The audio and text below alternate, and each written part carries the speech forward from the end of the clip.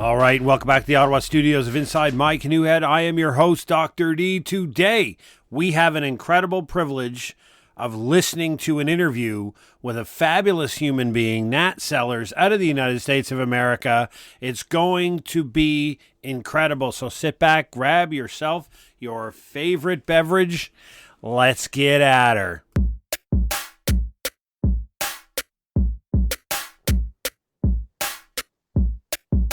All right, Nat, thank you very much for joining us. Thanks for having me. All right, appreciate it. Listen, Nat, why don't you start us off by just telling us a bit about yourself and telling us what you do?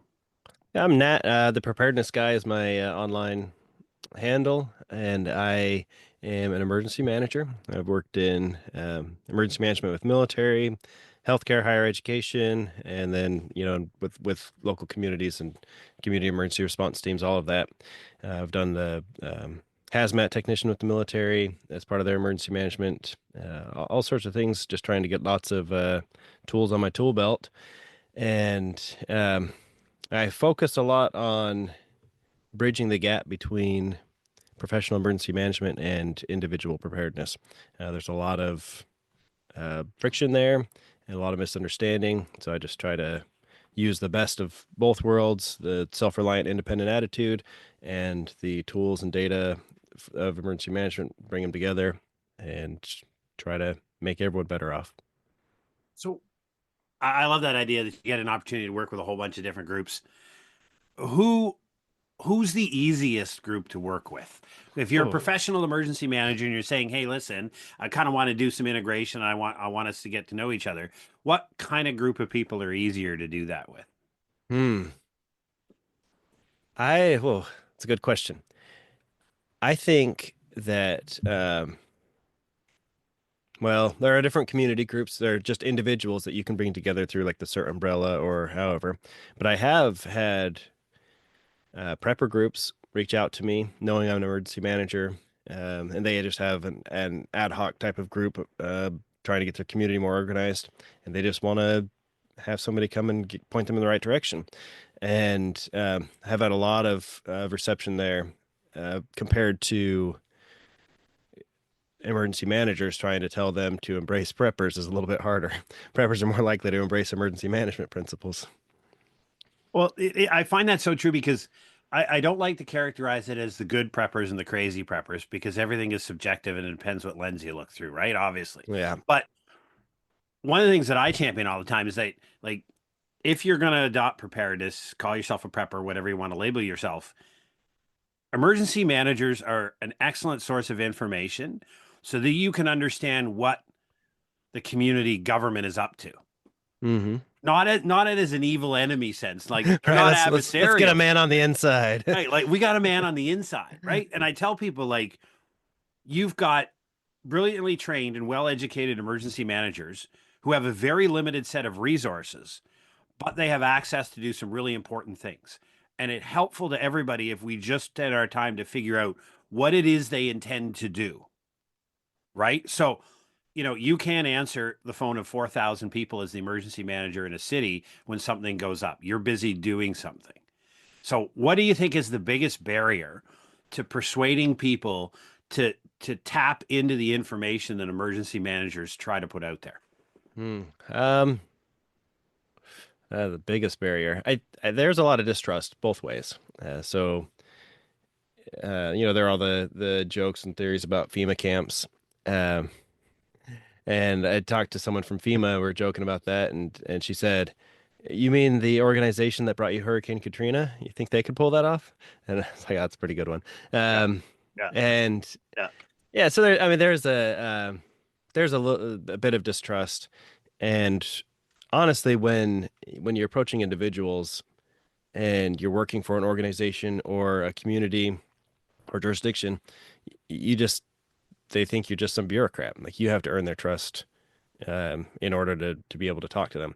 But that's where coming from, reaching them at their perspective. Like I understand the benefit of individual preparedness. And I'm not telling them. I'm saying, oh, hey, I also get this. I do this. So let's do it a little bit better. And I kind of like I often wonder because there's this confusion out there. And I think a lot of it is up to ignorance. I don't think it's out of any malice, but I don't really think there's a good understanding in the public eye of what an emergency manager actually does. There's a Well, belief on what yeah, they're responsible for, right. and they're going to ride in on the white horse whenever a bad day happens. But why is do you think there's such a disconnect between what you actually do as an emergency manager and what the population thinks you do? That's a great question. I don't know. I have some ideas, but yeah, I mean, you and I both know, especially on LinkedIn, we see the conversation around emergency managers not knowing what emergency managers do. Yeah. So that's kind of a trick. Just trying to explain what we do and all of the different industries that it covers. It's just a broad reaching set of principles. The litmus test I use essentially on how much people understand what it is I do is when they ask my wife what I do, and she tries to explain it. She explains it really well, but if people still don't understand it, that's how I gauge public understanding of the profession is when people go through that. It's a secondhand description. Um, when I'm working in healthcare, they're like, "Oh, like the emergency department." She's like, "Well, not exactly." And sometimes she'll say like FEMA for the hospital or FEMA for the college or whatever it is. And but that doesn't even accurately um, portray it either because that's not what we do. But it's pretty funny because she knows what I do. It's just I have as much difficulty explaining it to people as she does. and and I find it's difficult, like you say. I've got a couple of good friends who are emergency managers in the healthcare field, folks at the university, in the higher education, and then some at the municipal level and provincial level, the state level, and even in the Hmm. national, our version of FEMA, Public Safety Canada. And it's like, how can we find that common set of, if somebody could grab a bunch of really smart people or get you all in a room, all you emergency managers from the different organizations said, we need to come up with a 2 paragraph definition of who we are and what we do that's common. Hmm. It's general enough that we can then sell it. Because I've often said, and I'd love to hear your ideas on this. I think whether you want to call it a profession or not, and I know that's another ongoing LinkedIn debate that never seems to end. It bubbles up every once in a while. But where's the advocacy group? Every other single profession, if we want to call emergency management a profession, has a well funded, well organized, well structured advocacy group that is constantly in the ear of government lobbying on behalf of the profession. I don't see anything out of IAEM. I'll just be blunt about that, Hmm. filling I that role. And it's hard if you don't even have anybody cheering you on in your corner. Right. I think part of the problem there is that emergency management is largely, not exclusively, but it's largely a government function. And when it's a government function, somebody just, pencil whips some rule that says they need this position to be there.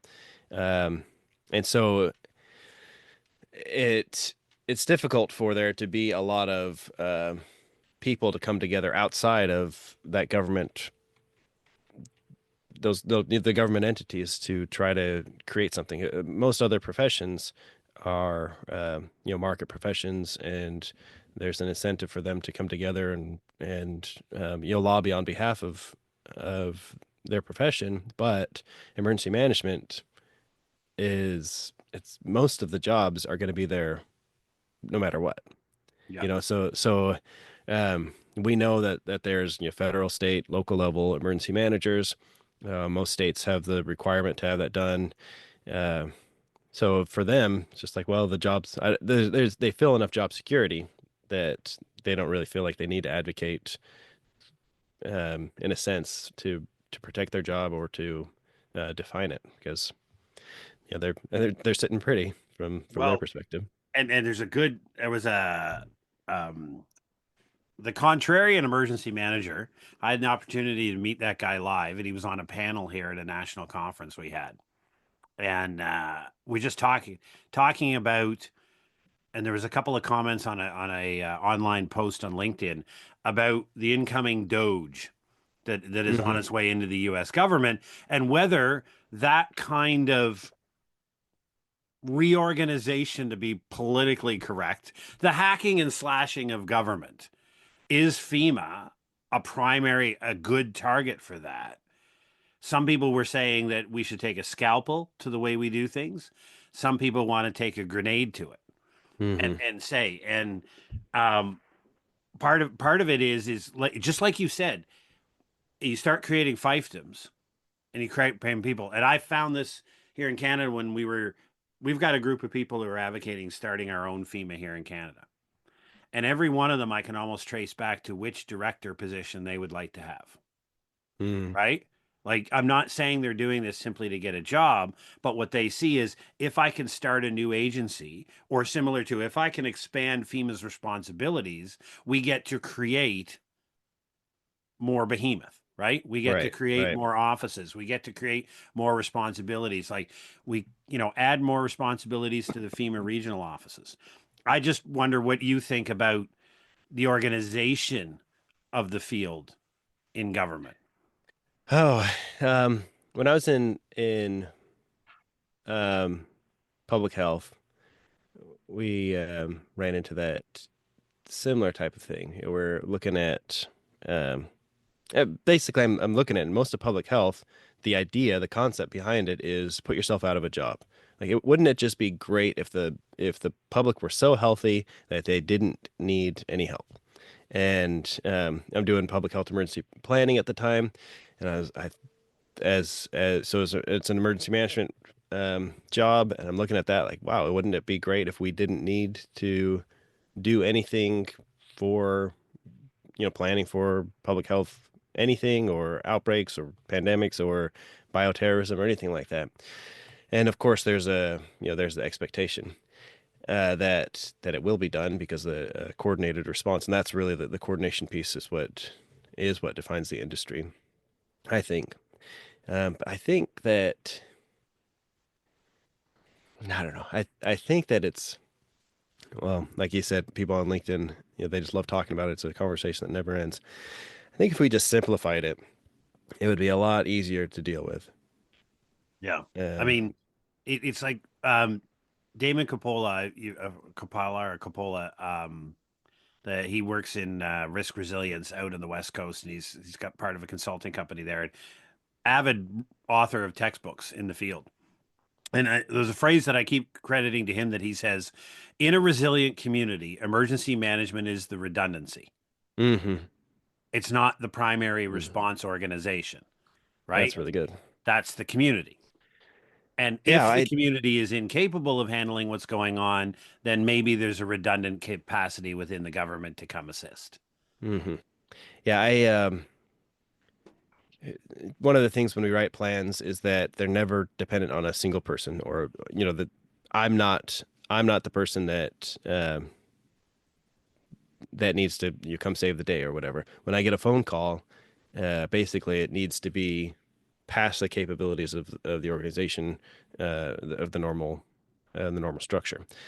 So working on that culture shift and uh, it's really hard in a community because they're like working in an organization, you can basically create your own culture. In a community, it's much harder because there are way more variables. But for people to know that when they need help, the normal day-to-day things can support them. You've talked about community. That was part of the conversation that we talked about. Having a community, like a really strong community, is uh, the day-to-day resources that you don't need to call 911 and 911 doesn't need to call you, or however it goes, depending on Yep. your jurisdiction. So, um, yeah, just that's basically how it is that everybody should be so capable that only when they can't figure it out is when you get called in. And I give an example all the time when I'm teaching just like basic incident command. Um, principles about um, like a flat tire. Like when your car gets a flat tire, you are the incident commander. You have authority, responsibility. You have to make sure everything happens. You've got to do um, operations. You have to change the tire. You're paying for it, so you're doing finance. You have to go get the trunk open and get the jack and the spare tire out. You have to figure out what happened, what is happening, what needs to happen. So you're planning. You're doing all of the functions of incident command, but you don't actually have to do it all. You can delegate, right? So when I'm talking to people, I say, okay, who's actually changing their tire, or who isn't changing their tire? People raise their hand that it's a spouse, or parent, or AAA, roadside assistant. Somebody is coming to change the tire for them. I said, okay, so you've delegated that. Like you're still responsible for making sure it happens. If they don't show up, you're still on the hook for it. But you've got basically a system where you can delegate down to have somebody else do the operations. Somebody's coming to do safety for you or something like that. You're still responsible for it. I said, but if it's not a flat tire and it's a car accident, you're responsible for your car.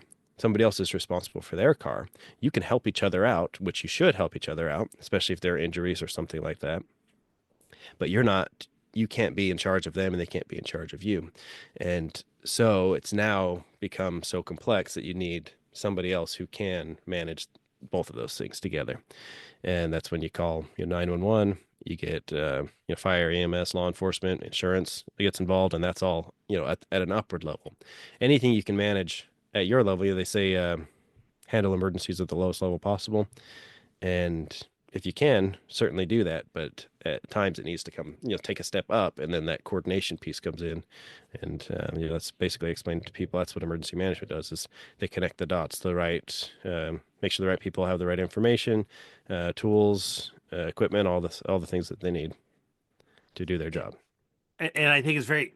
I love that phrase you used, the culture of preparedness, and I stole that unapologetically from Brock Long, because he was Yeah. also the former head of FEMA. He was also head on that panel with Tim Riker and I, and so yeah, I give him absolute credit for that, obviously. But just saying, like a culture of preparedness is not something that we turn on overnight. It's not a Hmm. switch.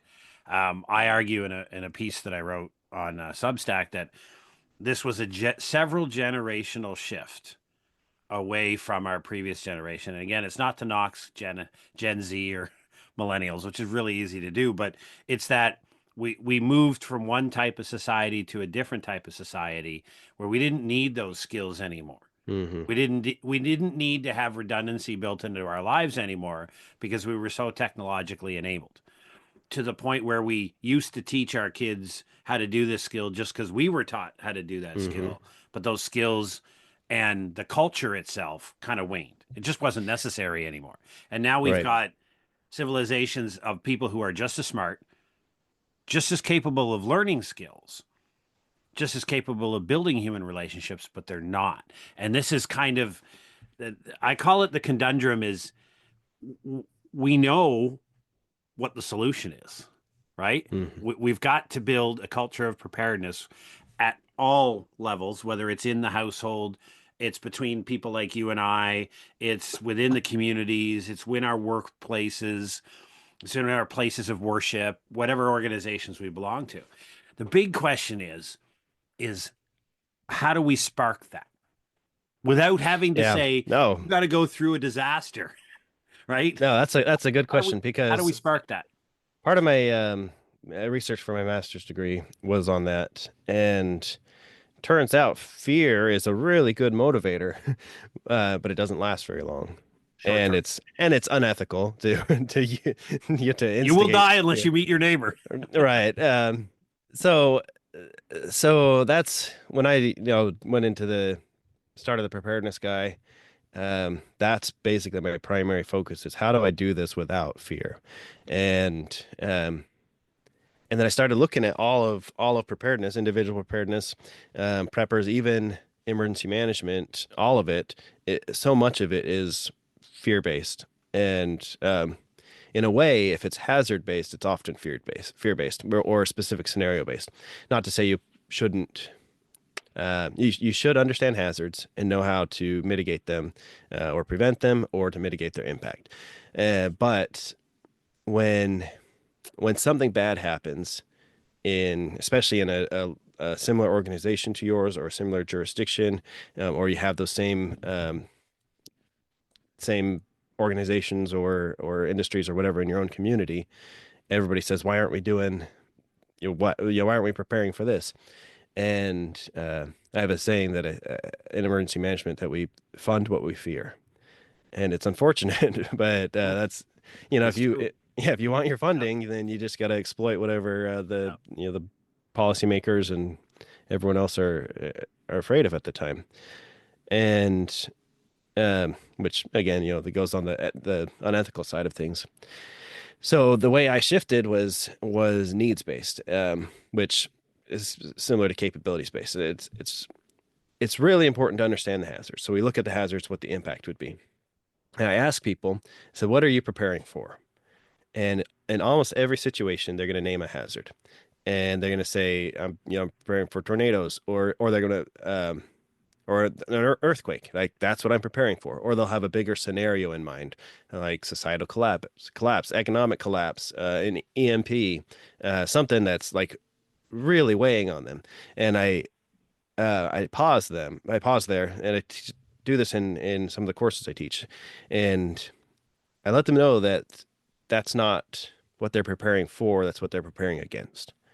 And what they want to prepare for are the things that they need. You prepare for eating and drinking and having sanitation. Like those are positive things that you always need. You always need to take care of your basic needs. And doing the four, if I have a way to, if I've got water and I have stored water, I have ways to collect and purify water, then I've prepared for my need to have water. And it doesn't matter if I don't have water coming in because there was a power outage or a flood or an earthquake. The hazard isn't as important in that moment as my ability to provide for my need. So what I've provided for is my need to have water, and then the hazard just doesn't matter as much. And um, once that's kind of said, then I talk about how you do have to know your immediate response in a hazard, and you have to know what the hazard will impact, especially how that hazard impacts your needs, and what capabilities you'll need to respond to it. And if you can mitigate or prevent that hazard, then it's important. But generally speaking, when we look at it in a positive way, like you need food, you need water, you need communication, your emotional, spiritual needs, transportation, shelter, fuel, cooking, all of it, the list goes on and on. And you need those things. So those are the things you prepare for. And that seems to resonate with people. Once they understand that, it seems to resonate with them. It's not a fear-based thing. It's almost like, oh, thank goodness. Like I don't have to spend my time worrying about whatever hazard, whatever scenario. I can Yeah. I can I can have a system in place to meet my basic needs, and then we break it down into immediate needs, kind of your first 3 days. That's like the shelf-stable foods, bottled water, uh, things that don't require much effort, and then your short-term, midterm, long-term. But all of your needs can generally be broken down into those four categories. Because during your immediate needs stage, you're usually dealing with the impacts of the hazard.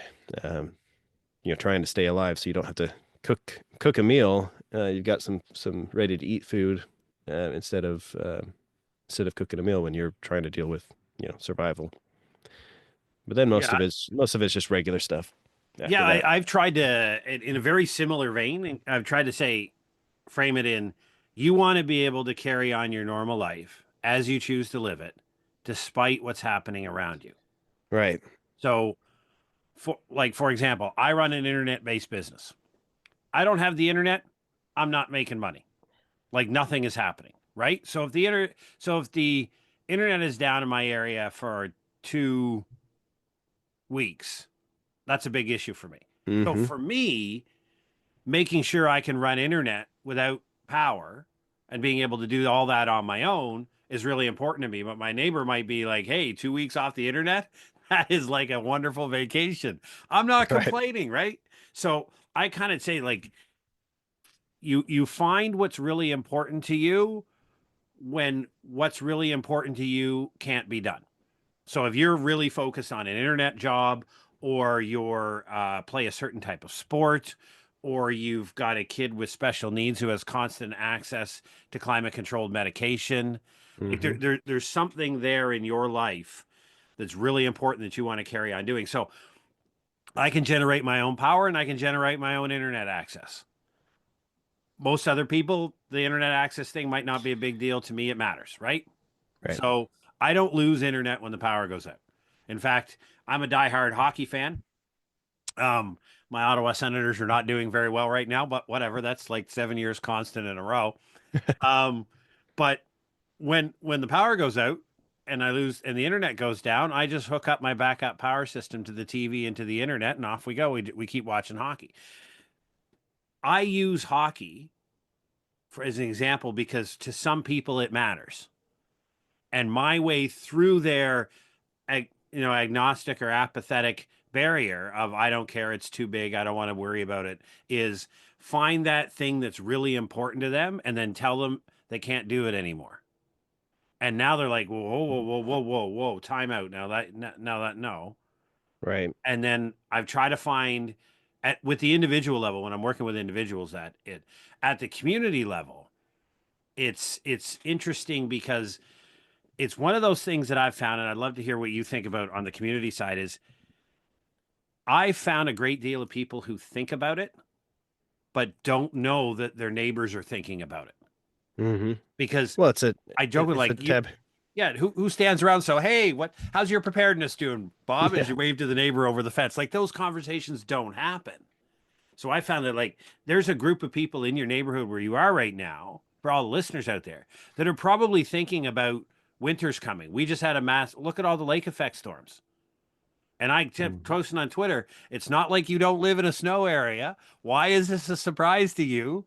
Like Every year, right? every year, like hurricane people in Florida going crazy, boarding up their houses and buying out all the wood. Like I don't get it, but I wonder your thoughts on, do you see the same type of barriers at just changing the unit of measure when we talk about getting the community to talk about Hmm. Yeah, absolutely. It's a taboo topic to talk about emergency preparedness. Uh, when when you say that your local emergency management, fire department, EMS, they're all practicing and training so they can, they're running an exercise so that they can respond better if there's a disaster. Everyone's like, oh, good. They should be. And then you say, oh, but also, do you have your needs met? Do you know what to do in an earthquake? And they're like, I'm not paranoid. I'm not gonna do that. What am I crazy? Like only crazy people do that. And what I find interesting is um, that people often attribute preparedness to fear when they have some sort of fear themselves. And sometimes it's fear of the hazard that they don't want to address, or it could be fear of negative perception from other people. But yeah, we do not talk about it, and then we try to engage with other emergency managers, and uh, emergency managers also don't like preppers, but they lump all in everybody general. into one, yeah, in one Yeah. big So pool. right, and what I've observed is that they either don't like the why or the how, the perceived why or the perceived how. They don't really know what people are doing at home. They buy into whatever media hype against preppers is, or what they see on the TV shows. And I've interacted with, I've met some of the Doomsday Preppers, people that were on the show, and it's a produced show for entertainment. Like those aren't their real lives necessarily. Like they are definitely into preparedness, but the things that they are coached to say or the scenarios they're meant like shown to run through, that's all the production team saying, "Hey, do this," and the most of the people get on there and they're gonna be like, "Oh yeah, I'm gonna just talk about my common sense preparedness, how I have, extra food that I rotate through, and how I can filter water, that we have an evacuation plan." And the producers don't like that. They're gonna be like, "No, like here's what you should do." So we Yeah. buy into that sort of thing, and the why that people don't like, especially emergency managers, is they think that it's because they're thinking about some crazy scenario, which is funny because Excuse me, because emergency managers, it's our job to think about every crazy scenario. Like we're supposed to think like, oh, well, what if, Why you're And here. yeah, my search history would raise a lot of red flags with the federal agencies. If every once in a while I didn't type in, I'm an emergency manager, that's why I'm looking this up. Yeah, Uh, exactly. Yeah, yeah, like, yeah. like, how would I take down the power grid or something? Just things like that. So we look at it and we're like, oh, well, it makes sense for us to do it, to look that sort of thing up or think about those things, but it doesn't make sense for people to do it. The problem is that we're not communicating what we know or find to the community. Of, We of course, well, sorry. I was just going to say because we one things that I've noted that I try to use is ratios, not damage ratios, but to tell people like I live in the city of Ottawa. There's about 1.1 million people here, something like that. I said, do you know on duty it's 5,500 to one is the ratio of Ooh. emergency responders to citizens. Just when you add up every police officer, every fire Mm-hmm. and every EMS guy and all of their support staff together, it's 5,500 to one and it goes through the roof in the evening. So please tell me which are you going to be fortunate enough to be standing next to the one Right. out of the 5,500 when a bad day happens and you need assistance. I said, but what you are doing is you're standing next to very close proximity to 30 other humans Right. who are your neighbors. Mm-hmm. Yeah. You have all the assistance you need. You're waiting for the one in the truck way over there that you're the lucky 911 call, right? Because Um, everybody assumes yeah. that, you know, when something happens, and if you have a gas explosion in an industrial plant, how many people call 911?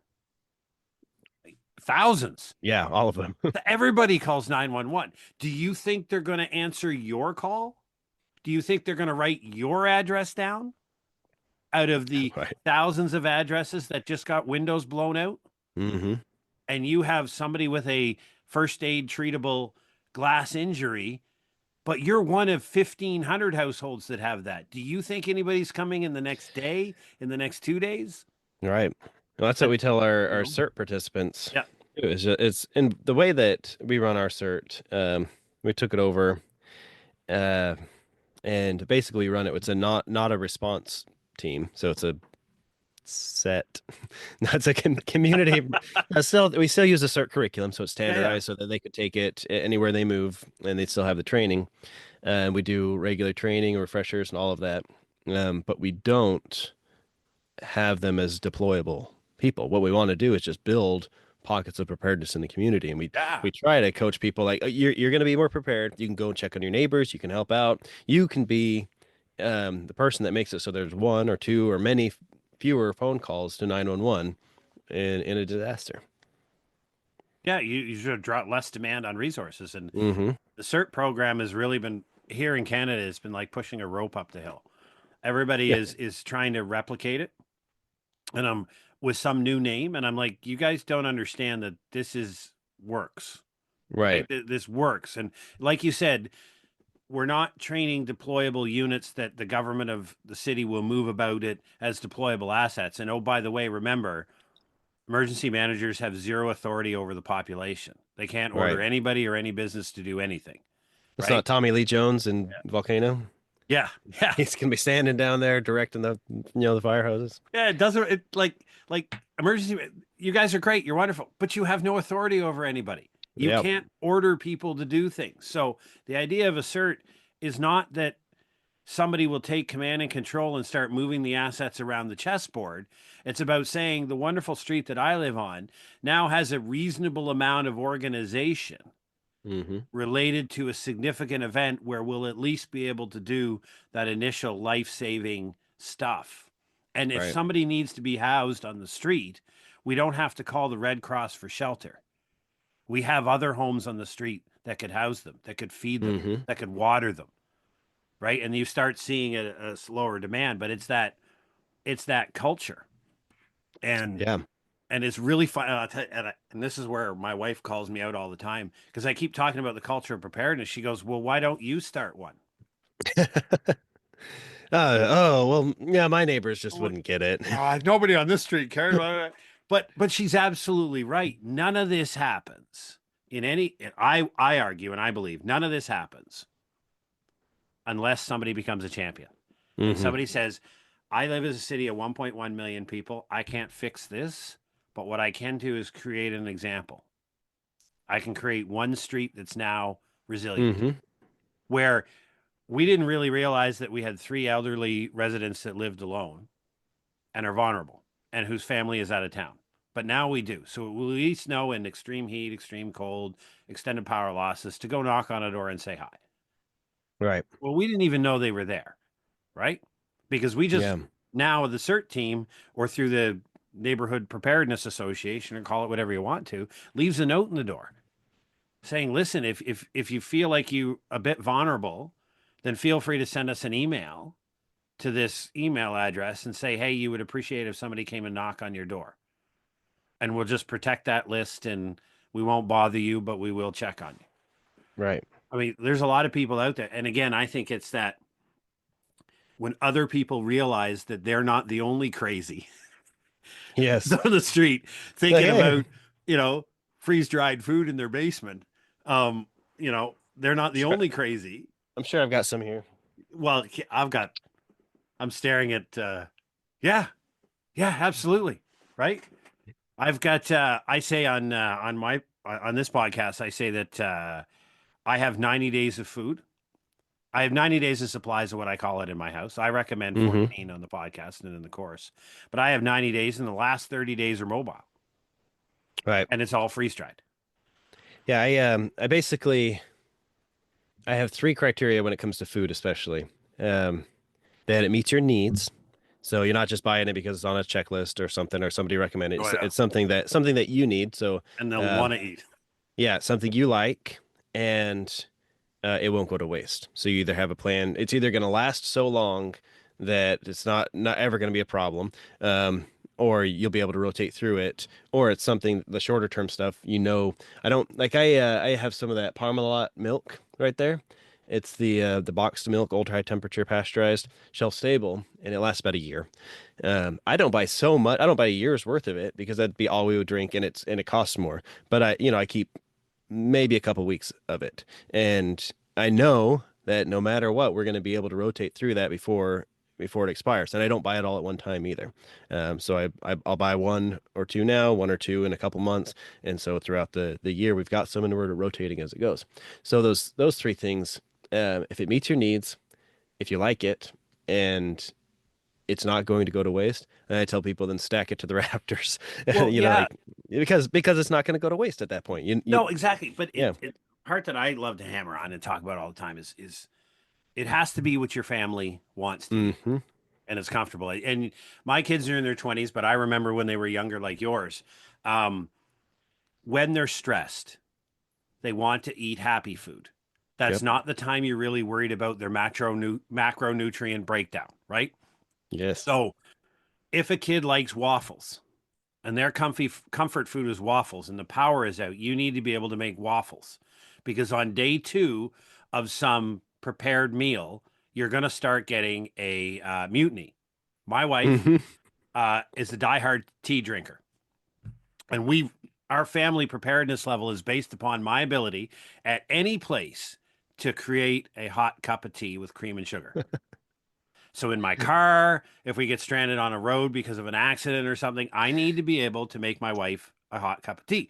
We don't have the cigarette lighters anymore where you could set Well, it down. exactly. So the point is that I have to be able to provide what they feel comfortable and will reduce their own stress and anxiety. Yeah. And so people say like, have you ever tried eating beans and rice? I love preppers who talk about this all the time. It's like, have you ever tried it? No, I don't mean one meal. I mean, I want you to go 72 hours, 3 meals a day on beans and rice. And Hmm. then you realize how much freaking ridiculous time it is trying to soak those things. And then when you forget to soak them for the meal, Yeah. not be able Then you're going hungry. just having rice or crunchy beans. And by day two, you'll realize that that 50-kilogram bag of rice probably wasn't the right choice for your survival food Yeah. because that's not going to bring happiness and joy. So we do store quite a bit of rice.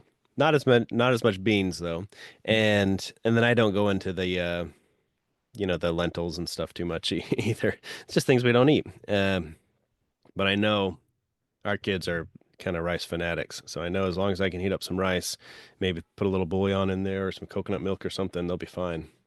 Yeah. What? Because they like it, Hmm. right? I Yep. I personally use minute rice because I Mm. find it's a little bit more expensive, but it's so much simpler to deliver. Right, and when you're looking at the immediate or short-term needs, you want it to be easier. So Yeah. I'm willing to pay a little bit more to have some of that shelf-stable milk on hand. I'm Yeah. willing to pay a little bit more for to have some meals in a can type things because then I don't have to use my limited resources. If I have all the time, if I have the ability to do it, then we're gonna make them a full meal, with whatever we Yeah. can. But if I can't, I need to have something that is easy, and convenient and that they like. And for me, that's all about that normalcy thing. Trying, Hmm. especially when you have kids, or for a while, a couple of years ago, my mother-in-law used to live with us, and she had some medical problems and was not mobile and living in my basement, and that changes the whole conversation about climate control. I Right. spent 28 years in the army. I've been cold, wet, and hungry and told I'm supposed to love it and love it repeatedly, right? Whatever. I'm not worried about myself or my wife or my 20-year-old son. We'll be fine. We, Yeah. I've, I've got the most bulletproof shelter in the basement, and it's wool blankets. It's the simplest thing in the world. Wool Yeah. blankets, wool blankets, and a Walmart tarp, and everybody will be fine, even a Canadian winter. Right. But not my mother-in-law. Not her. Not she's 5'7" and 86 pounds. She's Hmm. like, you can't do that. And when you have those considerations, you might look different than me. But I love the idea of having people looking at their own personal situation and then looking out at their community, because if we can get the crazies together, all the people who are a little bit crazy, to realize that they're not alone Right. And that they're not crazy. and that they're not crazy and that everybody else is kind of thinking about it too. It's like that old, do you want to live in a place where you don't want to turn your generator on because you're afraid other people will know you have a generator? Right. Or do you want to Yeah. live in a place where you turn your generator on so that everybody knows you have a generator, so they feel comfortable coming over and plugging in a power bank? Hmm. Yeah, that's one You of know? yeah, there's a I won't even name it. There's an online forum for, prepared, prepper or survivalism or whatever. And over, I don't know, it's probably like 15 years ago, I was on there and um, just tossing out ideas. And I realized that many people, this scenario based, this helped shape my view of not preparing based on the scenario based thing. Um, is that I was like, hey, have any of you considered helping your neighbors or or working with them, and like if anyone comes within 50 yards of my house they're getting shot or something like that, and Yeah. it's like so the power goes out and you're killing your neighbors, and it's like obviously they don't mean that, but they're Right. living with this tunnel vision of a specific scenario they've created in their mind that isn't based in reality, and that's where emergency management can come into place because we have the data on what hazards have happened, what's likely to happen, what the impact's going to be. When we share that stuff, we can distill it. We just make emergency managers of regular people. So hey, you get to be the emergency manager of your house, and here's the information already done because we did it for the community, and here's where to find more information. And you can look to see what hazards are going to impact you, and you can look to hear some ideas on how to assess your own needs and capabilities. So we already do it for our jurisdictions as a whole. We do it for organizations if you're working for an organization, and we just do the same thing. Everything we do can be simplified. One of the things that I think was a good marketing ploy, but kind of missed the mark, was the CDC in the U.S. Back in like 2011, in the zombie craze, Walking Dead Oh, I era. remember that. Yeah, Yeah, yeah, they did. If yeah, you're prepared for a zombie yeah, apocalypse, you're prepared for anything. yeah. And it got a lot of people thinking about it, and then everyone's like, "Well, why is the CDC talking about a zombie apocalypse? Do they know something we don't?" And it definitely got more conversation going, which is good. But they're wrong in a sense because you can be prepared for the zombie apocalypse, and then the power goes out, and you're like, "Oh well, shoot, I can't retrofit my oven into a wood burning stove. I can't." I'm not going to head for the hills because that's a scenario-based type of thing. But if you are prepared to meet your needs, then you're also prepared for a zombie apocalypse. You were Like, prepared irrespective of the stimulus that put you in right, that position, right? It's like my right. favorite meme about the pandemic was a version of a US Minuteman militia sitting on his rucksack with a caption said, "This is not the apocalypse I was promised." Yes. Yep. Right? But Yep. he, or the guy, like, the guy who says, I've got 10,000 rounds of 5.56. Do I have enough? And my comment on one of the posts was, well, you probably need to take shooting lessons. Yeah. Like, I don't know what you're preparing for because, by the way, like you said, we know that stats say crime collapses. Yes, CNN will get the hits they need Mm-hmm. or their broadcast clicks of the looting, but crime collapses. You don't have looting in disasters, or you have looting, but it's at a level lower than the looting existed beforehand. Just Mm-hmm. nobody talked about the looting that existed Right. normally in society, right? Because that's just a normal Thursday night in Chicago, right? Nobody cares about that. But we know that this stuff is out there, but trying to tell people that, because I hate to say the other side has done a really good job of painting what societal collapse is going to look like in the United States of America and here in Canada, and that we're on the verge of it because every next thing is indicative of it. I mean, next thing you know, we're waiting for the aliens to pop up out of the ocean now with their Right. starships and hover over our cities, right? And then we'll have Independence Day all over again. But the persuasion has been exceptionally well marketed. And Mm-hmm. I don't know if you've ever read this book, and I show this all the time. Mm-mm. So she's a professor in the US, Nancy Meyer Emmerich, and she's used, it's a very small book, but it's absolutely brilliant. And I was holding it up and the listeners can't hear it. It's using social marketing for public emergency preparedness, social change for community resilience. And it's about one thing that I try to tell emergency managers, because I'm not an emergency manager, I'm just a guy who studies them, is that you've got to think about it like marketing. You have a product, you're in competition, and you're marketing it. So you have a Mm-hmm. target audience, you have a message, you have metrics, you have success, you have deliverables. Think of it, you're bring in all the things that Coca-Cola uses to win and that Walmart and Costco use to win and do that in the message because no matter how intelligent you are, people don't listen to you simply because you have a cool title or a Mm-hmm. crested polo. That's a joke I use all the time. You see them at podiums when there's an emergency. Nobody cares that you're the dude for such and such county. Like Mm-hmm. they're not going to listen to you because you have that title. If They don't they've even know what that never means. met you before, Right. if they've if the emergency manager has never gone on or the department has never gone on a successive uninterrupted marketing campaign of relationship building with the community that takes years and Right. sustain it in a marketing program. A buddy of mine ran it for the Vancouver Island, so they face the subduction earthquake, Cascadia Mm-hmm. earthquake that Northwest U.S. is going to face, and he needed to increase social media followers, et cetera. And what did he do? He just went to his boss, said, "I need a $20 gift card a week." So 52 times $20. That's it.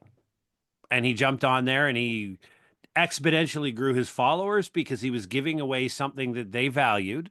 And Mm-hmm. all they had to do was like, subscribe, and comment and answer a question once a week. And he took a random draw. And people Nice. kept coming back and forth, right? So, what happens now out of habit when an emergency happens? Where are they going for information? All right. To those people. He built it giving away Starbucks or whatever your favorite gift card is for your region, but he built a relationship over time so that when the day happens, the people already know where to go. You're not trying to fight to prove your importance. Mm-hmm. It's communications, it's marketing. Yeah. Right now with the recent hurricane response, especially in North Carolina, you have emergency managers and FEMA that are complaining like, "Well, people need to trust us." It's like, whoa, pause. You need to build trust. Like you Well, don't just yeah, you don't get that. You don't deserve that. yeah. Like it would be great, but you need to be trustworthy. There was Oh, I don't even remember. There was a book recently, and there was a chapter on trust. Um, yeah, if I think of it, I'll bring it up. One thing talking about you were talking about the looting and the crime. The book The Unthinkable, Amanda Ripley.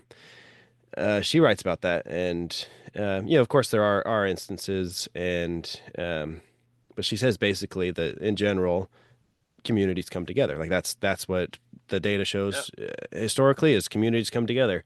And then she just published the revised edition with basically with some COVID stuff in there, and she's like, and sometimes they fall They don't. apart, basically. And it was just like it was almost like just this like defeated, and I was just like, oh no, like yeah, sorry, Yep. but yeah, it is true. So you just gotta. I mean, it's better to try to work together. I tell people that all the time that if you're working together, even if you don't, that's one thing she points out in the book is even if you didn't know each other ahead of time, if you decide to work together, you're more likely to survive. Like Oh, September 11th was a great example of that when people are like, okay, what should we do? And they come together and they work together to get out. It increased their rates of survival. it's like Americans are famous for saying, we don't need another September 11th, but we sure could use a few September 12ths, Yeah. Yeah. right? Like everybody understood around the world and whatever major calamities. I mean, you get out, you meet your neighbors, you support each other, you have conversations that you would have never had before. My main shtick that I do in all of my lines of business is why don't we have those conversations now? Hmm. And we talked about a whole bunch of reasons why. There's a whole bunch of barriers. So somebody has to be the champion in the community. Um, the course I'm developing now is talking about even if you're the emergency manager for a city, you're probably assuming the other city departments know you exist. You'd hope. Yeah, you'd hope.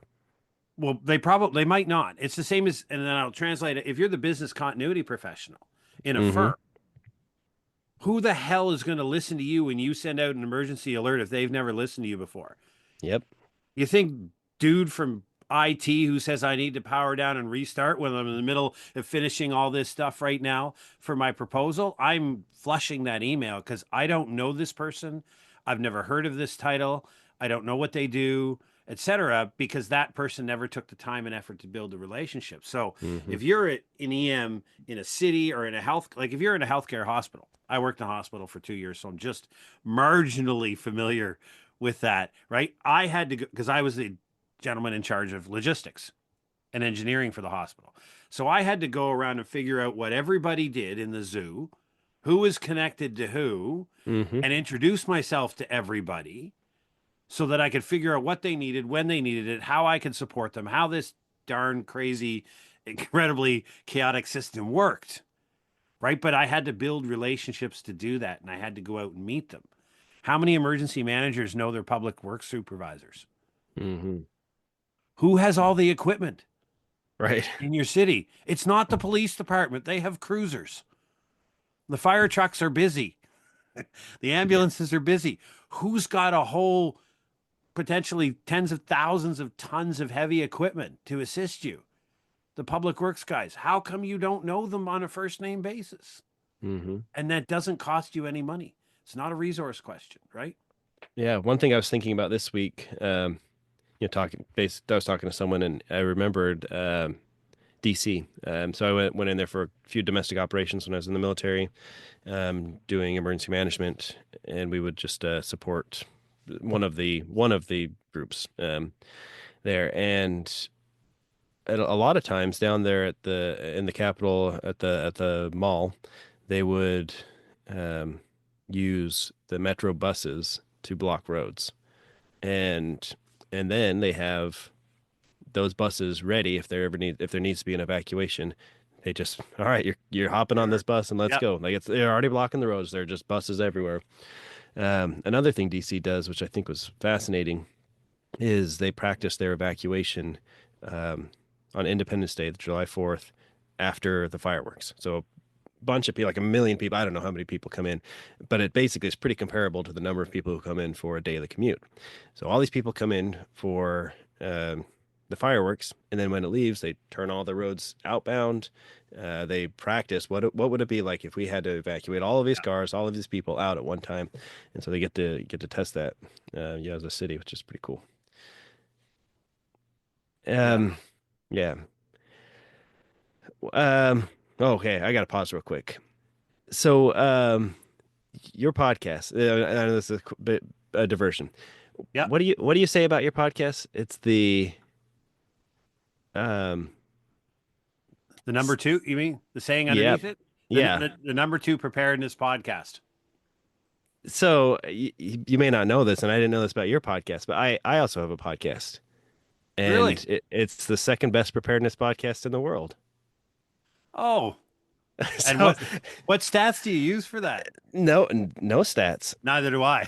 Yeah, I Because figured nobody argues with number two. that's what I thought too. I Yeah, thought yeah, this yeah, is gonna be perfect because yeah. no one's gonna fight me on this. Nope, But you and nope. I are gonna have to take it to the parking lot. Sounds like Well, two different one of countries. one of us is gonna have to be number one. Two different countries. Well, I claim the world.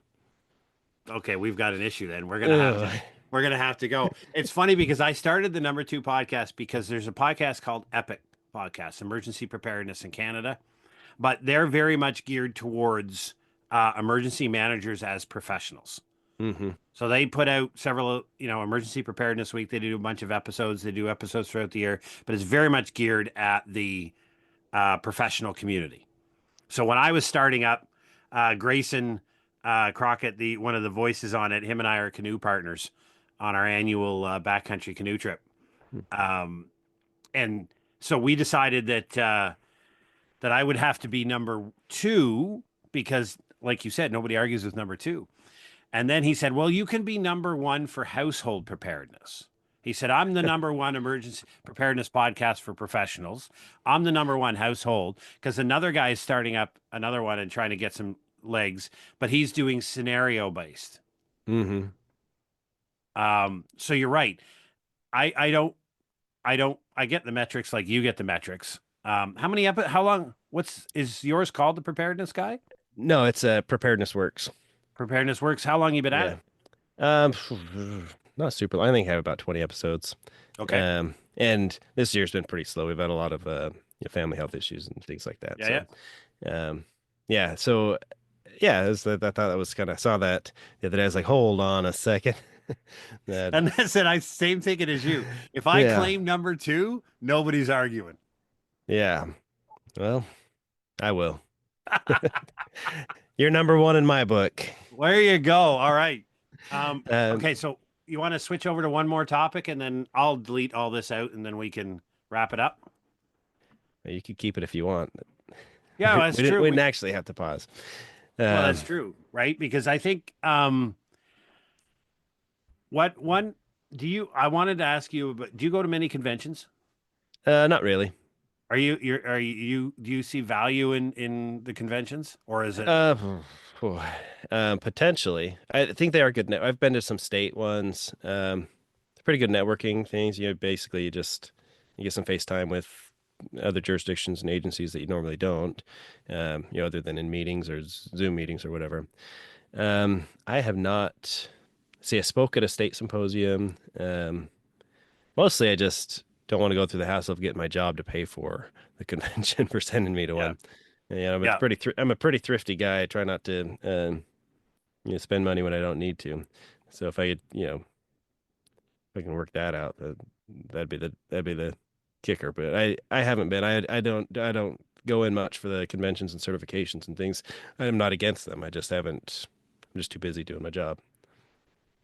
It was funny because uh, one guy, the city manager for the city of Mississauga, Ontario, and I probably, yeah. Anyhow, I won't say his name, but everybody knows who he is.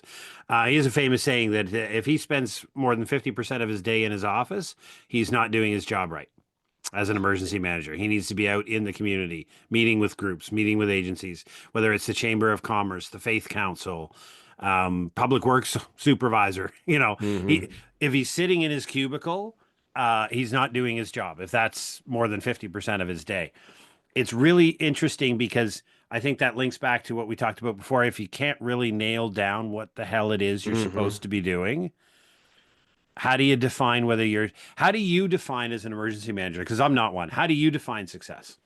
Oh, so that's tough. Because part of the problem is that there's so many. Doesn't matter where if you're in local emergency management, state, federal. If you are at public health, higher education, um, healthcare, no matter where you are, you've got some sort of regulatory requirement. You have to check the boxes to some extent, in which I'm not saying you should just check the boxes, Yeah, but there are things that you yeah, have to do, or else you don't get your funding, or you don't get your accreditation, or certification, or whatever it is. And that takes a lot of time generally. It's like the job exists because someone said the job needs to exist and do the certain things. So the job exists to do those certain things. So on the one hand, like that's quote unquote success.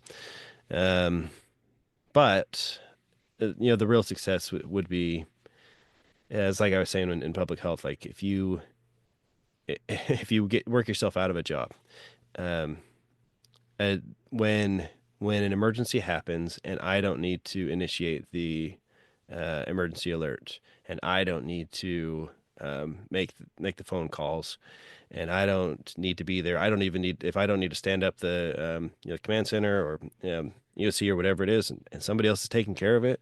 Like that's kind of a success because you've because it doesn't rely on me. So it's when my organization can do it without me is when I've when I'm a success, and can do it effectively.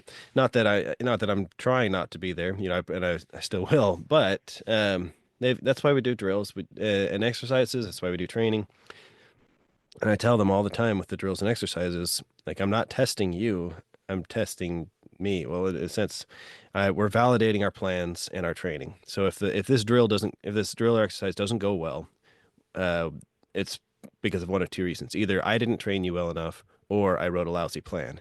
So yeah. I'm going to go back and I'm going to fix the plan, or I'm going to fix my training, and we'll come back and readdress this. So when we get that down, and the constant cycle of doing that, then people know what to do, and you don't need to be the one to correct them, or any of that. It's all there. You've got the right people that can do the right things, get the right information, trigger the right response. But again, it's my job to make sure it happens anyway. So I'm here to. Because one of the things, because a lot of people in emergency, sorry, a lot of the new generation of emergency managers are coming right out of school into the field.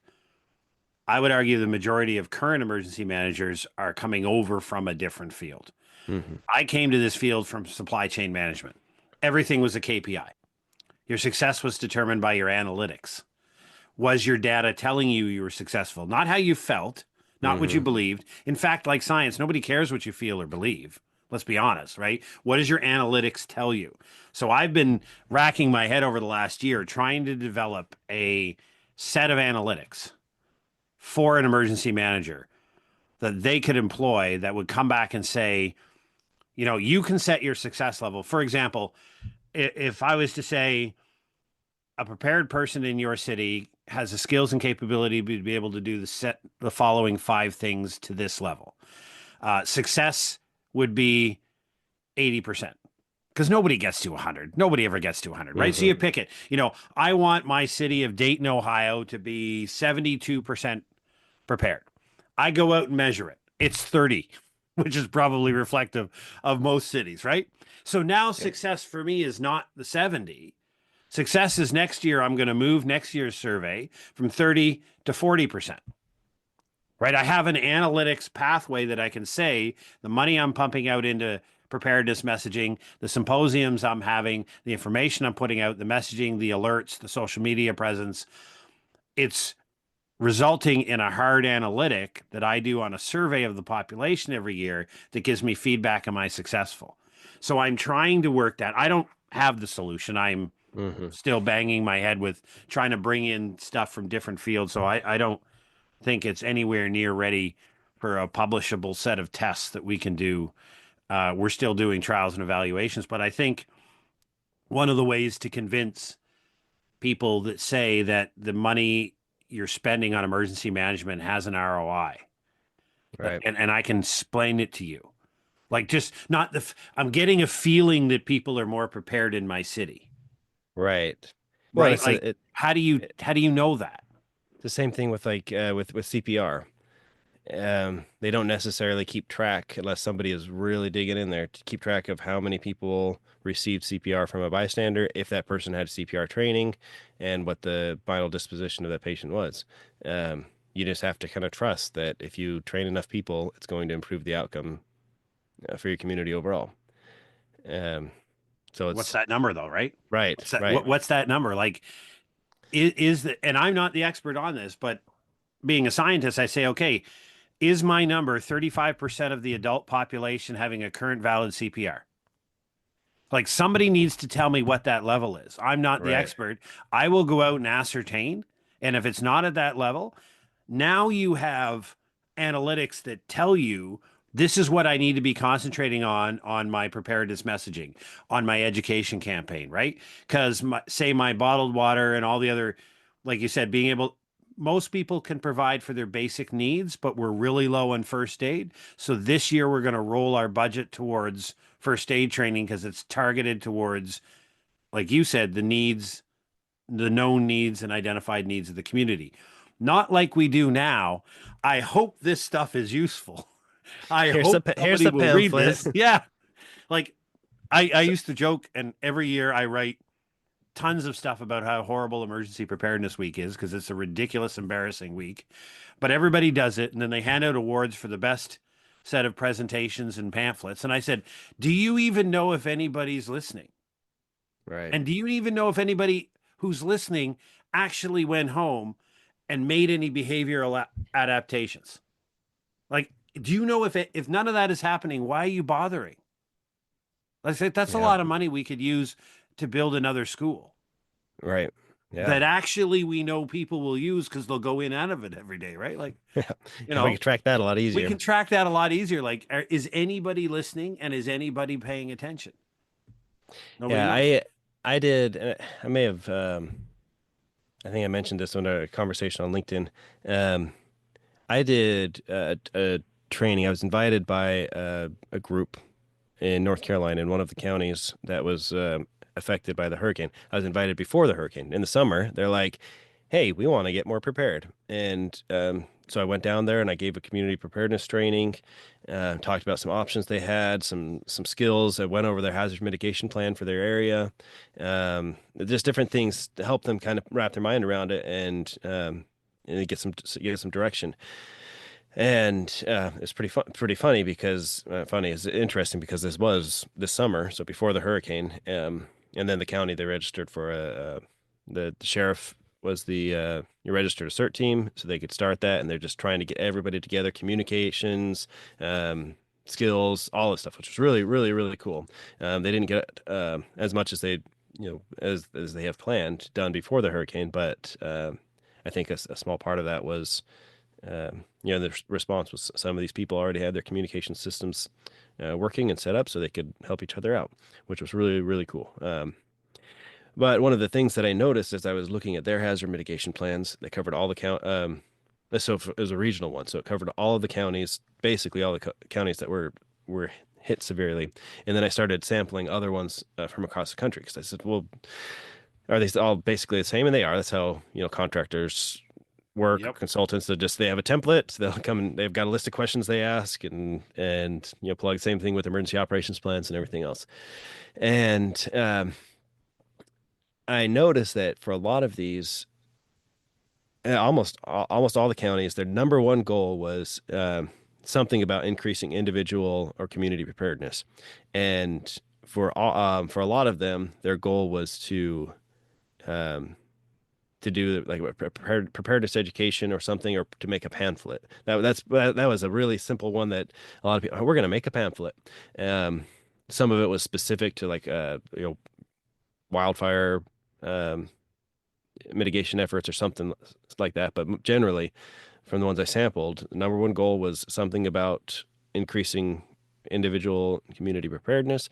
And then that to accomplish that goal, they were going to create a pamphlet. And then on almost all of them, 5 years later, when they're doing the plan again, they say, we didn't do this because we didn't have the staffing or funding. And then it's the number one goal again. Yeah.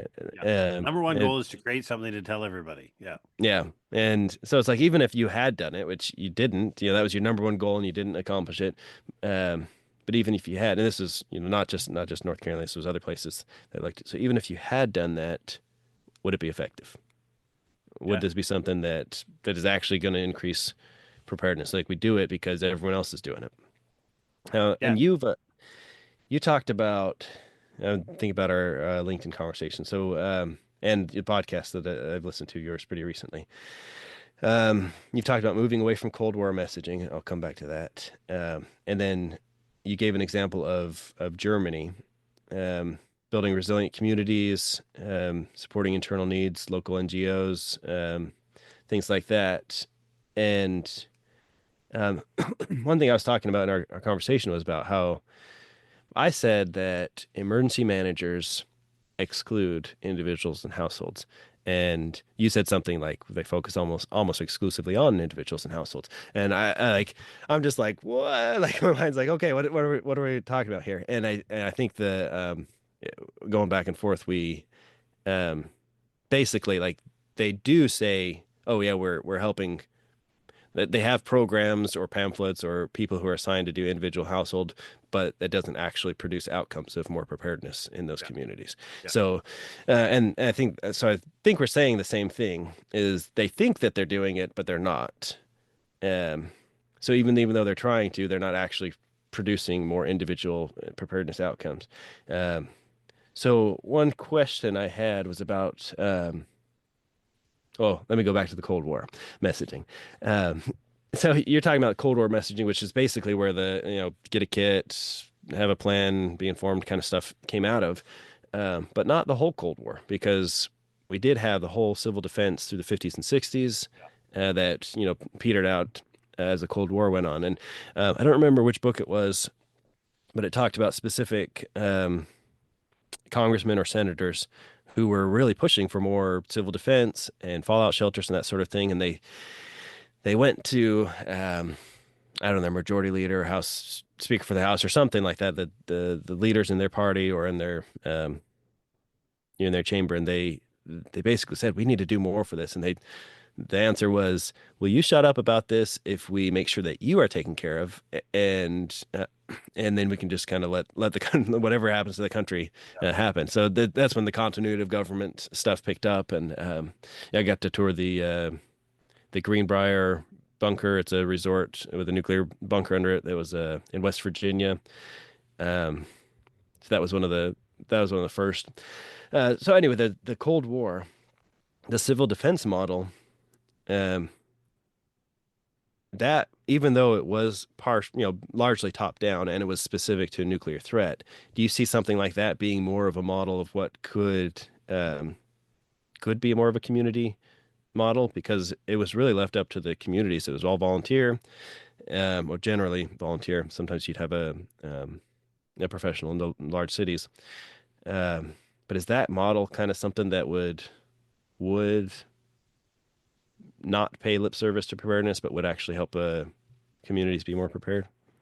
I think it would. And the example that I think I should that would be better off is now I forget the name of it, but in the 1950s, before the development of ICBMs, here in Canada, we would, we the Americans were hoping the fight would be over Canada, because then you could just blow us up and nothing would reach you. Because at the time it was all bombers. Mm-hmm. So it was about killing all the bombers and dropping the nuclear bombs on Canada so that nothing ever got down below the parallel into the US. Fair enough. We understood our role. Not a problem. But cities would get 6 to 8 hours notice Mm-hmm. based upon the dew line and the various different radar lines, 6 to 8 hours. So they actually practiced in the 1960s evacuating a quarter of the city of Calgary at the time. So tens of thousands of people were evacuated in an orderly fashion. They all had roads to go down. They had destination communities. The destination communities were waiting for them. They set up the food. They fed them food. They put people up on cots. People went through this whole thing, stayed overnight, went through the whole routine of practicing evacuating a quarter of a major city because they had 6 to 8 hours notice. What we saw was it wasn't the government setting up the shelters, it was the community. It wasn't the government feeding everybody, it was the community feeding their neighbor community. That concept has gone away from all of the literature. Everything now is the government has to feed the Hmm. people. The government has to set up an evacuation center. The government has to do all this coordination. Whereas what the Cold War model that was successful, it was, you know, the community of one town in New York State's going to evacuate to the other town in New York State.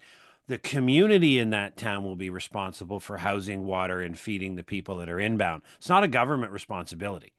Hmm. It's the community's responsibility. And there was that shared sense of responsibility because of the inbound missiles. Now, all of that went to dig a shelter in your basement and tape up the windows because it went from 6 hours notice to 20 minutes notice because Right. of ICBMs and sirens, right? So that the whole idea of the Cold War mentality of have a plan, build a kit is that within 72 hours, the government would be there to save you, or there's nothing to save. It Yeah. was very much a binary, right? There was nothing in the middle. There wasn't, the message was never a little bit more than 72 hours. It was no, 72 hours is all you need because either 72 hours, the rescue people are there from the government, or nobody is ever coming to rescue you, and it doesn't matter how much you have. Right. And so we've gotten to the idea of we know what works. We know, even in the modern history and research that's been done in the last 100 years, from the last 100 years of Japanese earthquakes to earthquakes in the Pacific Rim to Himalayan earthquake disasters to floods in Asia, we know from the data that community is the unit of measure that wins. When we prepare a community, the community survives. When we try to prepare individuals and households, the community doesn't survive. They're not correlated.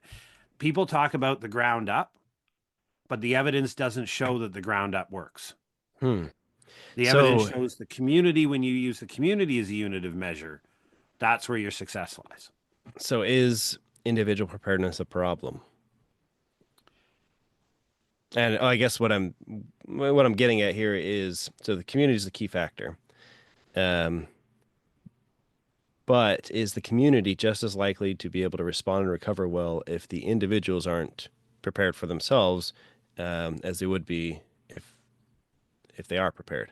Can a community help itself if the community members aren't prepared? No, but my argument is or what I'm trying to push, and my argument, and it's not the solution, but it's my solution, is that people become prepared as a result of creating a prepared community. You don't create a prepared community from prepared individuals. Hmm. So when the community gets together and the community talks about preparedness and decides collectively that they want to adopt preparedness and take care of each other, that is the catalyst and the spark that gets you and I, as members of the community, to now adopt individual preparedness. It goes back to the argument of if you have 5 or 6 crazy people that we talked about before who aren't really crazy but think they're crazy that are operating independently in a community, even if you have a higher percentage population, my argument is you don't have a prepared community simply Right. because you have prepared individuals present. True. Are the survival outcomes for them worse or better or So that has not been specifically measured to my knowledge. We know that communities with strong social bonds and strong social connections, we know that they have better post event outcomes. Mhm. We know that. We don't know whether prepared individuals have better post event outcomes at a measurable level. You can get anybody in front of a microphone to tell you a story after a tornado, but that doesn't talk to statistical models, right? Right. So the difficulty is And again, it's an ethical question in research. Don't get me wrong. More Oklahoma gets leveled by a tornado. The researcher in me wants to be on the first flight because I want to interview all of those people within the first 24 hours because I'm a data scientist. Yeah. There's a pretty important ethical barrier, as there should be. Like I agree with it. There should be. So we really don't have good data on individuals who adopt preparedness. Do they have better outcomes if they're not part of a connected community? Hmm. That's a question. Uh, and I'm pretty sure of this. I've spent about a decade looking at this small little niche of the body of research out there. Is that that's why I lean towards the community is the unit of measure. If we get people talking about preparedness, we don't have to prepare them first and then getting them talk about preparedness. We start the conversation about preparedness and that will lead it to happening, right? It's instead of you figuring out what do I have to do for my family, what should we do for our street, Hmm. right?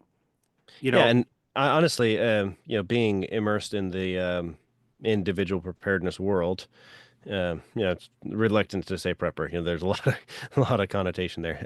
oh yeah, absolutely. But definitely being in immersed in the preparedness world, um, my own experience is that most people that I interact with do have helping other people in mind when they prepare. Yeah. And not everyone has gone through the steps of organizing with their communities or having those conversations. But generally speaking, excluding a cataclysmic event, pretty much everybody is has in their mind that they'll be helping out their Human neighbors. nature. Yeah. Absolutely. Yeah. Um, Yeah. and then those who just have their fear-based specific scenario in their mind, um, that that's something different. Yeah. They're statistical outliers for the most part. They're not Right. they're not really, but that's the difficulty is it's a series of questions that we need to answer. Like, what is a defined prepper? What is a defined prepared individual? How do we measure that? So how do we know they're present in a community? Then we have to have that community go through a calamity. Right. Then we have to go back and measure. So you're not wrong, and I'm not wrong. It's that it's very, very difficult to draw any type of correlation between if I become prepared, my odds are better. It's like, the lone wolf perishes, but the pack survives. Hmm. But is that because the pack is 12 prepared lone wolves? Right. Right? It's one of those interesting questions saying my argument is you have, as an emergency manager at the municipal level or whatever your responsibility is, you have a very limited scope and resources, very little scope in human and financial resources to be able to make a difference in the preparedness levels. My argument is we know what works. That's not what we're doing. Yeah. So why aren't we doing what we know works? It's not a panacea. It's not I a don't know. it's not a we win, but we know it produces better results. Yeah. I mean, I don't know if we really know that. Like, you know that, but I don't know Yeah. if as a profession we really know that, you know? It's as I used to say in the army, it's like pushing a rope uphill, but we are making a difference. In the last 3 years, you can see the change in the conversation. We're still working on the how do we do it, as I like to say, the operationalization of the theory.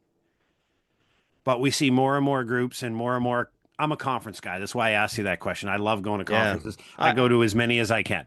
I would like to go to more, but yeah, the time away, But getting my job to pay for it, I just I listen to the conversations, right? As a social scientist, you try to listen more than you speak, but some of us mhm. speak more than we listen. But the conversation is changing.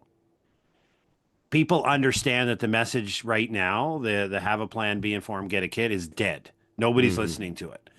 But there's a sunk cost fallacy in there. If you've been doing something as a professional for 30 years and something new comes along, it's very, very difficult for you to switch because somehow we're not asking anybody to admit that because they weren't doing anything wrong. They were Mhm. just doing what what the best information they thought they could provide based upon what we understood at the time. And as science changes and we understand new things, we change behaviors. It's not saying what we did before was wrong. It's just saying that the information now, we have a more effective way of communicating preparedness. We have something that's better than best practice. Right. We have something that's better than best practice. In Thomas Kuhn's book, The Scientific Revolution, it's an anomaly has shown up. So the conversations are happening. Um, an unapologetic plug for the course that we're going to launch in the new year teaches emergency managers how to do that, how to build that whole of community in an operational sense. But then again, you have to have willing partners, right? Right. It's one thing Absolutely. for you to say, identify here are the 40 key social leadership positions in my community. Here's an email script. I sent it out.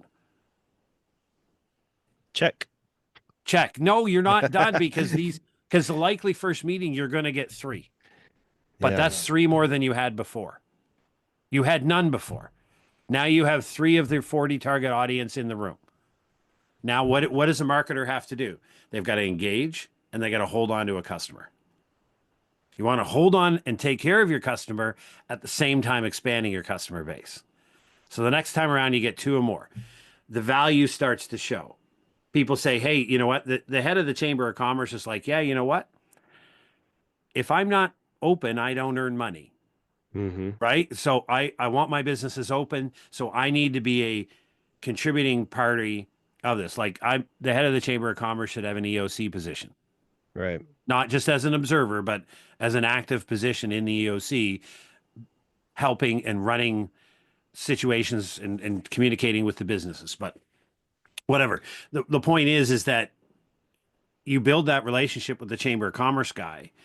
You didn't know that he's well connected to the school trustee. He's well connected to a humanitarian group in the neighborhood. And all of a sudden he brings those in. And before you know it, that little council, non-governmental, non-authoritative council that you're getting together to bring preparedness awareness across the spheres and sectors of society starts to grow. And those Well, three people turn into 15. yeah, it's like you said about emergency managers. We're not in charge of anything. We don't No, give anyone orders, and that'd be the no, same. This little council isn't, it's not, yeah, it's not a governing body. It's no. not They don't have authority on policymakers. anything. No. Right. But imagine having all of the people who are going to be affected by the event and who all the people who own all of the physical and technological and human capital skills knowledge in your community in the same room to talk about what it would look like when a bad day happened to us. Mm-hmm. No decision. You're not writing policy. You're not changing the recovery plan. Dear God, you're not killing them with PowerPoint on your response plan. For the love of God, kill the PowerPoint. But it's just getting people talking about, hey, this would probably work better if we were coordinated. Because the business sector will respond. They responded to the pandemic, Mm-hmm. right? They certainly weren't coordinated in any way, shape, or form with what Right. public health did. The 2 of them were both conducting response operations to the pandemic, and neither one of them were talking to each other. In fact, most of the time they seemed to be at odds with each other. But both were conducting very well organized and very well structured response plans for their Mm-hmm. own sectors of society. Public health was not in charge of business. Now they had legislative authority to close the business and cause the business harm, But but not right, getting the business to right. positively contribute. But because public health and the business, and this is I think the best example to use, they weren't sitting around a table having a cup of coffee before the pandemic happened about what would our world look like when we had a significant event that would cause a change in operations. What do you need us to consider at public health? Right? Because Yeah. it's not that public health made bad decisions. It's that when public health made decisions, they were the only ones in the room. The business council wasn't in the room when public health was making the rules. Mm-hmm. That Nobody's saying public health did a bad job. It's just they never talked to anybody. Well, you I could, wouldn't say yeah. I Fair wouldn't enough. say no one's saying that. I'm trying to take right, but at You're least being if I, generous. at least if I was the head of the Chamber of Commerce for the town of Dayton, Ohio, and I was invited into the room while they were considering the rules that were going to be put on Dayton, then I at least had a voice in the room. Hmm. But in the 90+% of the communities around North America, that invitation was never extended. The Right. governments just did what they thought was right, and hell be damned and impact be damned, right? Yep. Yep. On that So, happy note, but I do have you got one if we more thing and then if we yeah, have time for this, this is going yep. to be kind of out of left field. Oh, I like it. Um, Love it. I since I've listened to some of your stuff, I've been reading your stuff for a while. What do you think of the no natural disasters movement? Okay, so I'm gonna. You want me? You want my unapologetic answer? The real Yeah. answer? I think Yeah. it's a ridiculous argument to make. I think it's an absolutely ridiculous argument to make because um, natural disasters are disasters because the natural hazard got realized. Hmm. If you think you're going to move humanity, totality of 8 billion people, and all of their structures and their food systems and their transportation systems away from natural hazards, it's not happening. No. Never. No. So I think it's just a way, it's wasting a whole bunch of oxygen on something that doesn't matter. Because guess what? People call them natural disasters. Right. I That's don't the care if language they we use. call them, yeah, I don't care if they call them fig sandwiches. Like, who cares? Yeah, that's the interesting thing is that like behind the scenes they're like, "Oh, well the hazard is natural, but the disaster is the impact with people." But they're not really saying that. That when somebody's like, "What are you even talking about?" They might explain that. But if you asked 100 people to list three natural disasters, they would list natural hazards. Yep. And so if we wanted to change the conversation about things, then we would call hazards natural hazards. We would call a tornado a natural hazard. We'd call an earthquake a natural hazard. An asteroid or a volcano, all of those would be natural hazards. But it does seem like it's a shame and blame campaign. I didn't mean to rhyme there, but That's pretty good. But I'm just yeah, wondering what's the yeah, purpose? I don't know. What do you win if you're successful? Right. And it seems like it's the next boondoggle for emergency managers. Everyone's got to fight about something. There's always an argument about something, but this one really kind of gets me because it's like it's confusing. Nobody knows what you're talking about, but people are like, oh well, the UN, what a Brazilians whatever said it, so I'm going to back this one up. And obviously it is pointing towards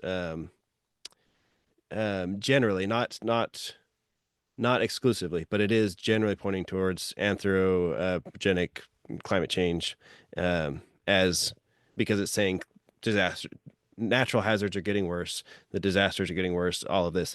And so it's like, okay, so if you want to talk about climate change, well, there's a much healthier way to talk about that.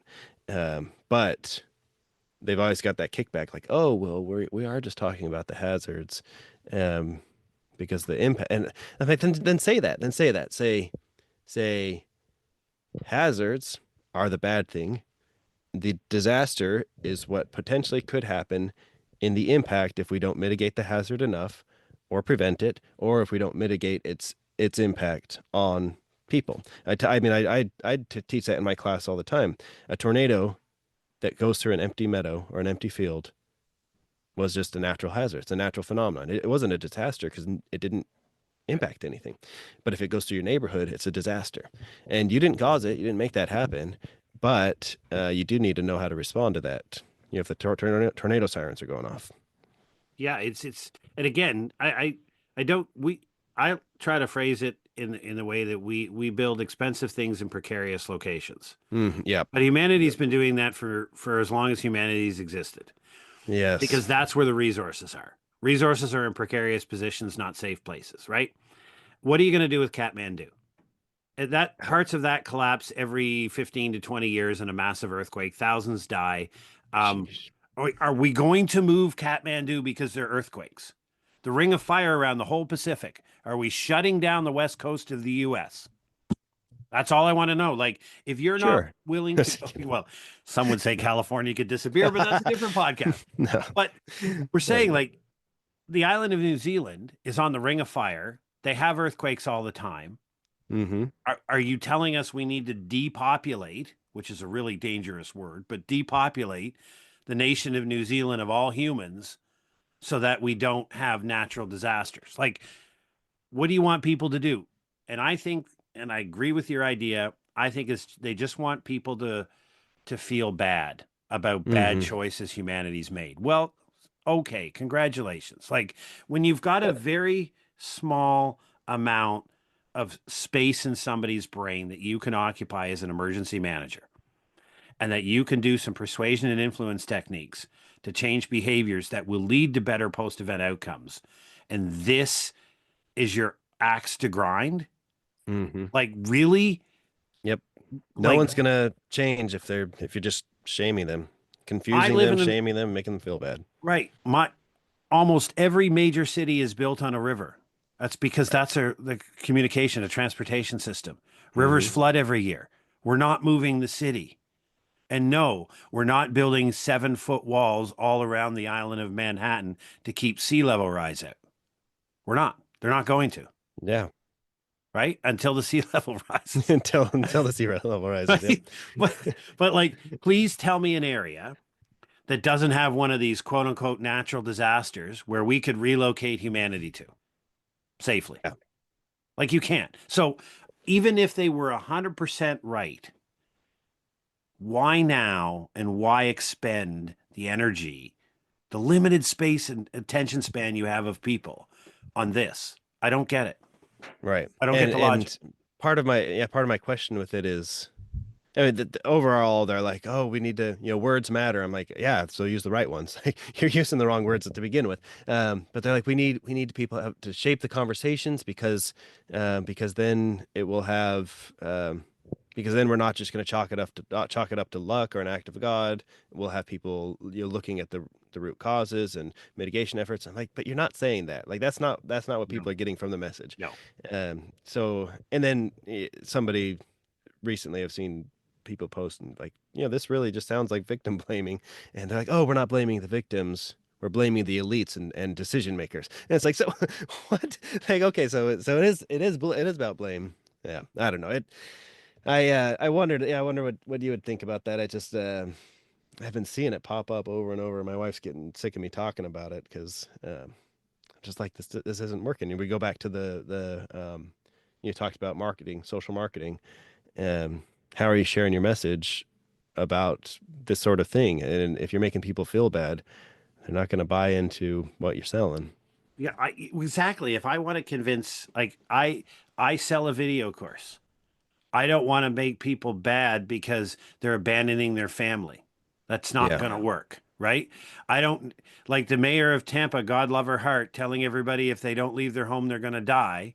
And now that they all didn't die, unfortunately, Yeah. but unfortunately for Fortunately. her, no, it Yeah. is, because now that they haven't died, the next time she gives out an emergency message, she's now pointless. Like, people are Yep. not The going to listen to her trust ever again. is, She yep. is done when it comes to being related to any emergency, because she went from 0 to 100 in one storm and said, "You'll all be, those will be your coffins."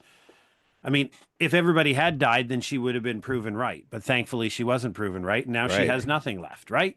So if all we have in this age of persuasion and the age of information and the age of cloud and the age of conspiracy theory is a very small open window, then we need to be using the greatest tactics that are out there to persuade and convince people that preparedness should be some part of their overall conversation.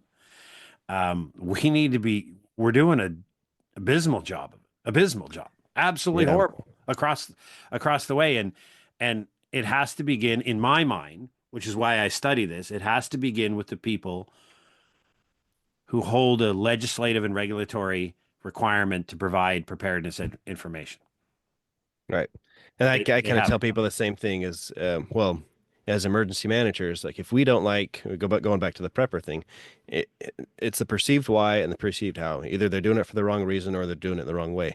If we don't like the way we're doing it, it's on us. It's because we're not giving them the right tools and data and resources that we use and have all the time. Um, so if we want better prepared communities, then we need to better prepare communities. Yeah, and it's like the Swedish pamphlet in times of crisis and war. I don't know if you saw their latest iteration of Hmm. that. They're honest. They tell their population, we won't be there to help you. We can't come help. When's the last time a state FEMA in the US said to their people, we're not coming to help, you're on your own. So here's a list of things you need to be ready to do. Hmm. And it's not that they can't, it's that there is a very real capability and capacity limitation of the public sector. We need to communicate that with people, saying in a city of 5,500 to 1 odds, when a major incident happens, we won't come see you for 8 days. Yeah. The odds are we won't, no matter, it doesn't matter what's happening to you. We won't be there for 7 days. You're on your own. Build your, talk to your community members, build a plan for your street, for your neighborhood, for whatever, to build that up because we're not coming no matter who you call. That's the kind of blunt force honesty that is a catalyst to saying, oh, well, if they're not coming, um, maybe Who's I have to do responsible? something. Maybe Yeah. somebody is responsible. And then you kind of look around and everybody's thinking the same thing. And then at least the conversation starts. But now we have this outsized belief that the government sector, whatever level it is, will be there to save us. It's Hmm. their job to rescue me. It's their job to feed and water and house me. So I don't have to worry about it. That goes back to my example about changing the tire. You can delegate responsibility and authority, but you must never abdicate it. No, If you say that's not my job to take care of me in any way, you've abdicated it. Not to say you're going to do everything all the time, but you should do whatever you can. Um, yeah, yeah, you always have to understand that that's your responsibility. That if the people you rely on can't do it, it's still on you. right. And if you don't have the specific skill set or you don't know how to do it or you can't do it, like you said, finding somebody else who can help through the community, right? Like if I have a cul-de-sac of 8 homes, I only need one generator. Everybody gets it 3 hours a day. But right Yeah, now, our message is everybody needs a generator in the time of an economic crisis when nobody has the money for a generator, yeah, right? It's just, and again, I don't slam the people. I've got all the respect in the world for emergency managers. They're in a very tough spot with limited resources and limited finances and limited people. I mean, on average, where I live here in Canada, it's 1.5 humans for a city of 70,000. 70 hmm, to 80,000. That's the limit. And if you're lucky to get that point 0.5 part-time hire, you're doing really well. Right. But don't worry, yeah, we expect your EOC to be up and running and staffed 24 hours a day for a 2 week emergency. right. But I'm going to give you 1.5 FTE. Don't burn out, by the way, because we care about your mental health. When it's over, we'll get you Yeah, the help you need. yeah, we'll Like, do a crisis intervention. yeah, we'll pick you up off the floor of the EOC on day 8 and carry you out. Like, yeah, yeah, yeah. Yep. All right. I think we should wrap it up there, Nat. Thank you. I appreciate you coming on for this awesome, lengthy conversation. We'll definitely have to do this again. And I'm going to extend an invitation. I'm starting to put together a preparedness panel of uh, preparedness podcasters. That's a bit of a tongue twisting word. People that have podcasts like you and I in the preparedness space and putting something together that maybe once a month or once a quarter we get together and do this kind of long form That'd be discussion. great. So I'll send it out to you. But thanks again for joining us and have yourself a good night. You too. Thank you.